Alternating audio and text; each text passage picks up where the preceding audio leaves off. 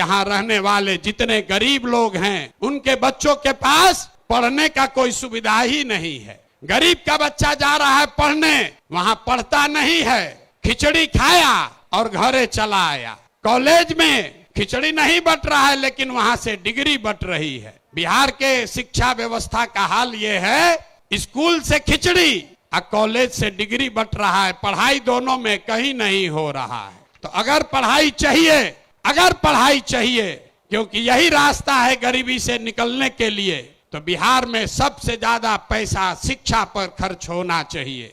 इसलिए जनसुराज कह रहा है कि जब हमारी व्यवस्था बनेगी तो 1 घंटा के अंदर शराबबंदी को उठाकर फेंक देंगे।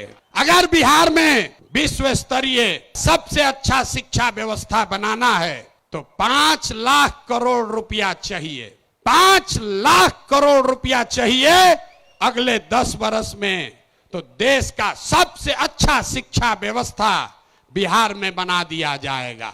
और ये 5 लाख करोड़ रुपया आएगा कैसे? जो शराबबंदी हटाएंगे तो ये तय किया कि शराब से आने वाला टैक्स का पैसा वो बजट में नहीं जाएगा, नेताजी के सुरक्षा के लिए नहीं खर्चा होगा, सड़क बिजली पानी के लिए नहीं होगा। जितना शराबबंदी के टैक्स का पैसा होगा अगले 20 वर्ष बिहार में सिर्फ और सिर्फ नई शिक्षा व्यवस्था बनाने के लिए खर्च किया जाएगा। अब समझ में आया काहे हटाना चाहते हैं? हर बरिस 20,000 करोड़ रुपया शराबबंदी के चलते नुकसान हो रहा है, तो 20 बरस के पैसे को, शराब के टैक्स को अगर आप नई शिक्षा के व्यवस्था के लिए खर्चा करें तो 4 लाख 5 लाख करोड़ रुपया बिहार के बच्चों के मुस्तकबिल को बदलने के लिए उपलब्ध हो जाएगा। हम ये नहीं कह रहे हैं कि शिक्षा व्यवस्था बनाएंगे, उसका रास्ता भी आपको बता रहे।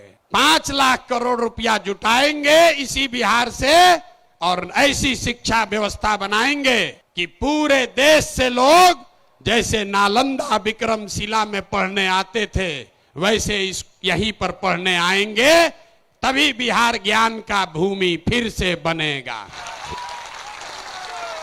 शराबबंदी जाएगा, नई शिक्षा व्यवस्था आएगी।